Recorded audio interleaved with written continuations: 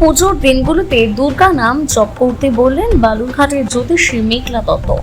সামনেই বাংলার শ্রেষ্ঠ উৎসব দুর্গাপুজো। নিজের ধৈর্য এবং সহ্য ক্ষমতা বাড়াতে দুর্গাপুজোর দিনগুলোতে দেবী দুর্গার কাছে প্রার্থনা করার পাশাপাশি দুর্গার নাম মহামন্ত্র ভক্তি ভরে জপ করার কথা বললেন বালুরঘাটের স্বনামধন্য জ্যোতিষী মেঘলা দত্ত। বাঙালির শ্রেষ্ঠ উৎসব দুর্গোৎসব। এই দুর্গোৎসব উপলক্ষে সাধারণ মানুষের জন্য কি টোটকা রয়েছে জ্যোতিষ মতে? দেখুন, এখন টোটকা নির্ভর দুনিয়া। আমরা সোশ্যাল মিডিয়া খুললে সব জায়গাতে টোটকার ছড়াছড়ি।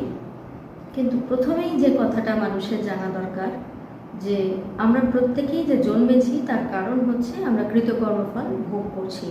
সেটা শুভোগ হতে পারে, দুর্ভোগ হতে পারে। তো যেটা আমার প্রাপ্য সেটা আমাকে পেতে হবে, এবং ওই যেটা পেতে হবে এটা আমরা যত তাড়াতাড়ি স্বীকার করতে পারবো আমাদের দুঃখ কষ্ট এমনি কমবে।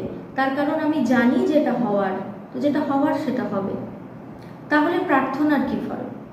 টোটকা বলে আমি কিছু দিতে পারবো না, কারণ টোটকা জিনিসটা, টোটকা কি, হোয়াট ইজ টোটকা আমি জানি না। এখন মা আসছেন, মায়ের কাছে আমি যেটা বলতে পারি যে আপনারা প্রার্থনা করবেন। দুর্গার নাম স্বয়ং একটি মহামন্ত্র।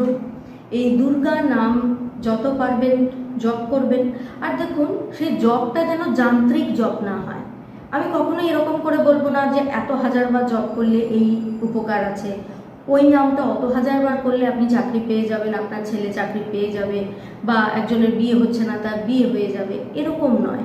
আমরা ঈশ্বরকে স্মরণ করব, ঈশ্বরকে প্রার্থনা করব, তার প্রতি শরণাগত হব। তার ফলে কি হবে? এই যে জীবনে এত দুঃখ কষ্ট, এটাকে সহ্য করার শক্তি বাড়বে।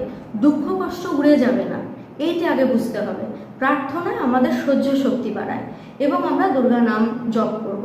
তবে সেই জপটা যেন যান্ত্রিক না হয়, সেই জপটা যেন আন্তরিক হয়।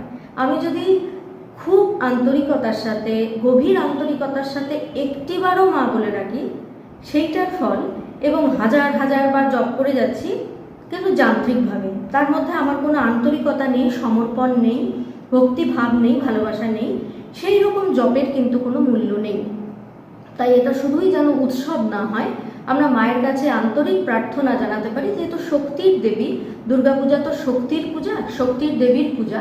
তো সেই কারণে সেই শক্তি যেন আমরা মায়ের কাছে চেয়ে নিতে পারি। যে দেবী যেভাবে সংহার করেছিলেন অসুরের, আমাদের অন্তরে যে অসুর বসে আছে, প্রত্যেকের অন্তরেই আছে, আপনার আমার। এই অসুরের সাথে ভালোর যুদ্ধে বেশিরভাগ ক্ষেত্রেই অসুর জয়লাভ করছে বলে আমাদের সমাজে এত বেশি হানাহানি, মারামারি, একে অপরকে হিংসা, ঈর্ষা বেড়ে চলেছে। ওই অন্তরে বসে থাকা যে অসুর, তাকে যেন মা বধ করেন, এবং মা যেন শুভ শক্তি হৃদয়ে সঞ্চার করেন। এই হৃদয়টা হচ্ছে দেবীর বসবাসের জায়গা, এখানে ভগবান থাকেন। তাহলে ভগবান যেখানে থাকেন সেই জায়গাটাকে আমরা পরিষ্কার পরিচ্ছন্ন করে রাখি। তখন আমরা পুজো করি, আসনটা পরিষ্কার করি। তো সেই জায়গাতে হিংসা, লোভ, মারামারি, ঝগড়াঝাঁটি নিয়ে যদি বসে থাকি, তাহলে সেখানে দেবী এসে বসবেন কি করে? তাই জন্য প্রার্থনা করতে হবে, মা আমার হৃদয়কে তোমার বাসযোগ্য করে তোলো। এটুকুই প্রার্থনা দেবীর কাছে, এবং শক্তি চেয়ে নেওয়া। তাতে আমি চাকরি পাবো না, তাতে আমার ব্যবসায় লাভ হবে না, কিন্তু যেটা হবে, আমি ভিতর থেকে একজন খুশি মানুষে পরিণত হব।